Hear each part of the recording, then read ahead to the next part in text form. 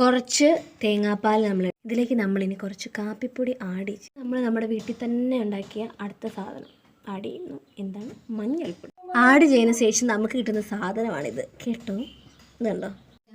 അപ്പോൾ നമ്മൾ മിക്സ് ചെയ്തിരിക്കുന്ന സാധനമാണ് നമ്മുടെ കയ്യിലിരിക്കുന്നത്. ഇതെന്തിന് നമ്മൾ യൂസ് ചെയ്യുന്നത് വെച്ചിട്ടുണ്ടെങ്കിൽ സൺടാൻ. ഇപ്പം നമുക്ക് സൺടാനൊക്കെ നന്നായിട്ട് അടിക്കാനുള്ള സാധ്യതയുണ്ട്. അപ്പം അതിൽ നിന്ന് നമുക്കൊരു മോചനം അല്ലെങ്കിൽ അതിൽ നിന്ന് നമുക്കൊന്ന് രക്ഷപ്പെടാനായിട്ട്, ഫുള്ളായിട്ട് രക്ഷപ്പെടത്തൊന്നുമില്ല, പക്ഷെ നമുക്ക് കുറച്ചൊക്കെ ഒന്ന് സെറ്റ് ആവാനൊക്കെ ആയിട്ട് നമുക്ക് യൂസ് ചെയ്യാനായിട്ട്. ഞാൻ തന്നെ കണ്ടുപിടിച്ചാന്ന് ഞാൻ പറയുന്നില്ല, ഇതൊക്കെ വേറെ ആരെങ്കിലുമൊക്കെ ചെയ്യുന്നുണ്ടാകും.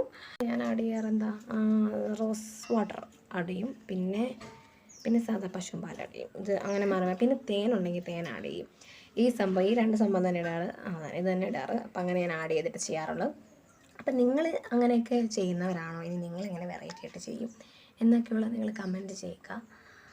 അതുപോലെ തന്നെ നിങ്ങൾക്ക് വേറെ എന്തെങ്കിലുമൊക്കെ സജഷൻസൊക്കെ ഉണ്ടെങ്കിൽ അതും ചെയ്യുക. പിന്നെ എനിക്ക് സത്യത്തിൽ ആദ്യം ഇങ്ങനെ ചെയ്യുന്ന ഇഷ്ടമൊന്നും ആയിരുന്നില്ല.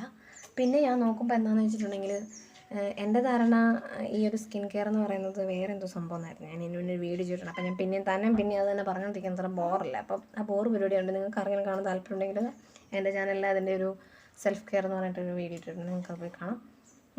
അപ്പം അപ്പം നമ്മൾ പറഞ്ഞു വന്നത് എന്താണെന്ന് ചോദിച്ചിട്ടുണ്ടെങ്കിൽ നമ്മളിങ്ങനെയൊക്കെ ചെയ്യാം. അപ്പോൾ നമ്മളിത് കംപ്ലീറ്റ് ഇട്ടിട്ടുണ്ട്.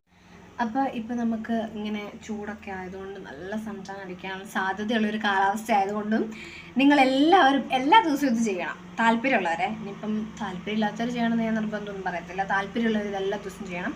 ഇതൊരു 5 to 20 minutes അത്രയൊക്കെ വെച്ചിട്ട് നമുക്ക് കഴുകിക്കളയാവുന്നതാണ്. അപ്പോൾ നമുക്ക് ഇത് നന്നായിട്ട് നമ്മളിപ്പോൾ ഉണ്ടല്ലോ, വെള്ളം കൂടിയൊക്കെ നമുക്ക് കുറവാണെങ്കിൽ നമ്മളിങ്ങനെ ഇടുന്ന ഈ സാധനമൊക്കെ ഉണ്ടല്ലോ പെട്ടെന്ന് ഉണങ്ങും. അപ്പം അങ്ങനെ നമുക്കൊരു സാധനം കണ്ടുപിടിക്കാൻ പറ്റും.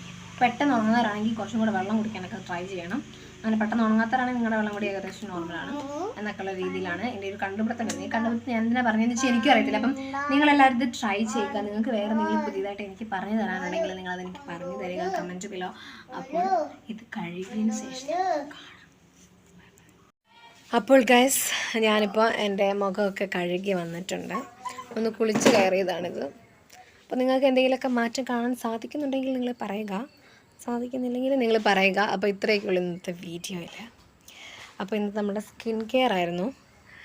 അപ്പം ഇതൊക്കെ നമുക്ക് ചെയ്യാൻ പറ്റുന്ന വളരെ സിമ്പിളായിട്ടുള്ള സാധനമാണ്. എല്ലാ ദിവസവും നമ്മൾ ചെയ്യണം, കാരണം ഇത് ചുട്ടുപൊള്ളുന്ന വെയിലാണ്.